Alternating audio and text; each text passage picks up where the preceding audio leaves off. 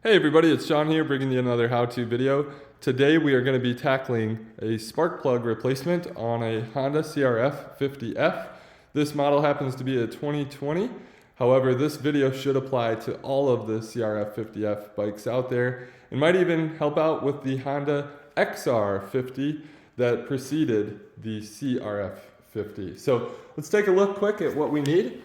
I've got a replacement NGK spark plug, brand new of course. This is a CR50HSA, also known, cross-referenced there as the 2983 NGK. You can go and get whatever spark plug is a good fit for you. Spark plugs are cheap. I think NGK is one of the gold standards out there, but again, you can pick the one that best works for you. I've got a spark plug gap tool here. And then I've got a 3/8 ratchet with a small extension and then a 5/8 spark plug socket. You can see it's got the little rubber boot inside there to help making that removal that much easier. So the first thing we're gonna do is just double check the gap on our spark plug. This should be between 24 and 28 thousandths of an inch.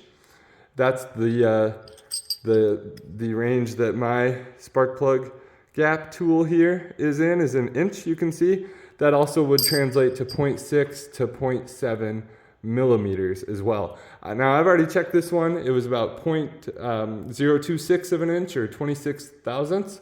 It's right in the range, so we're gonna call that good to go. They should come pre-gapped, but in case you drop it, or always, in my opinion, helps to double check. So, all right, here we are on the bike now.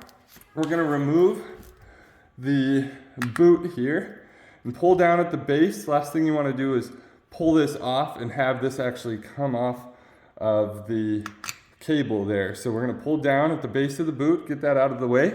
You can see there's the original spark plug that came with this bike, and I just do this as a general maintenance item. Anytime I get a new motorcycle, I like to replace the fluids and always swap out the spark plug and air filter as well. So here we are tackling this one today, and we're gonna just break this loose.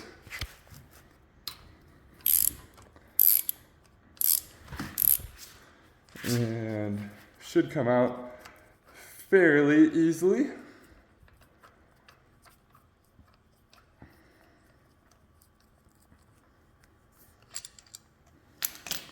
Now I can get the rest of it by hand. We'll take a look, and you can see this bike hasn't been running a little while, and so I'm glad to see it's not wet, of course, but there's a little black, little carbon on there. One of the things you want to look for is, does it seem like you're running lean, which would almost look ashy, kind of a white color, or are you rich, where it's almost so dark black? This one, if anything, probably a hair on the rich side, but doesn't look too bad to me. Looks like it's been in there a little while, perhaps, but if that thing is just super, super wet, almost with fuel, then that's not a good sign. That means you're getting too much fuel in there, and you should adjust that carb. You're running a little rich. So anyway, now that that looks pretty decent, we're gonna clean up around where that spark plug sits into the motor. Okay, now that I've got that plug opening nice and clean, I'm going to install the new spark plug. We're gonna, of course, install the threaded end in, and I always like to get that started by hand. You never want to mess up those threads in your motor. You have a lot bigger issues that way. So I try to get it turned just to kind of get it seated by hand. Then we're gonna take our spark plug wrench here, our socket, excuse me, and we're just gonna lightly get that nice and snug. One thing to note is that should be snug to 12 foot-pounds, which is not a lot of torque. So if you don't have a torque wrench to get it precisely at 12 foot-pounds, do not crank on that. That can be one of the most common issues when people are replacing their spark plug, is they over-tighten it. This is just literally, I would say, one hand right here at the base of your ratchet. Once you get that to seat, we're just trying to basically get that little crush washer, and that is plenty of torque right there. Again, if you have a torque wrench, 12 foot-pounds is all we're looking for.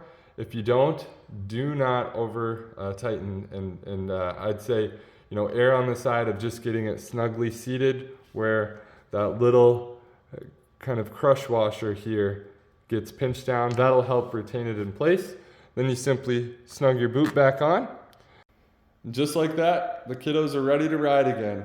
Thanks for watching. Hope this video could help you out in replacing your spark plug on a CRF50. If it did help, please like and subscribe for more how-to videos. Thanks everybody.